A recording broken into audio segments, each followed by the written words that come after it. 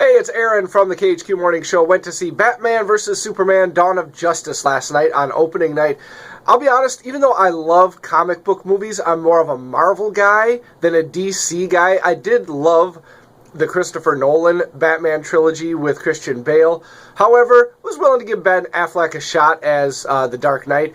So anyway, I read all the reviews, right, which was probably good, and I'll explain why. If you read the reviews for Batman vs. Superman, they were awful. Critics hate this movie, think it's terrible. So I went into the movie thinking, okay, critics are saying it's awful, so my expectations were really low.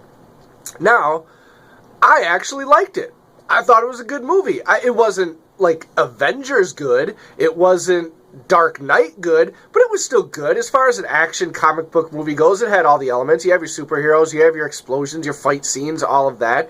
It was fun. It was a fun movie is what I'll call it, and certainly not as bad, in my opinion, as the critics said it was. A couple of the fight scenes with Ben Affleck as Batman, let's just say he's not quite as dexterous and smooth in the fight scenes as Christian Bale was as Batman. It seems like it was a little more laborious for Ben and whoever his stunt people were. Wonder Woman definitely stole the show. That is the part of the movie, and I'm going to do this without giving away any spoilers, but when Wonder Woman makes her appearance, and I don't consider that a spoiler because it was pretty well known that Wonder Woman's in the movie, awesome. So she really ratcheted up the fun level of the movie for me. My wife's exact quote, the moment Wonder Woman showed up, looks at me and she goes, "She's hot." That was my wife's words, not mine. Cameos from a couple of other superheroes as they set up the Justice League movie. But if I had to give it a letter grade, I would give it a B.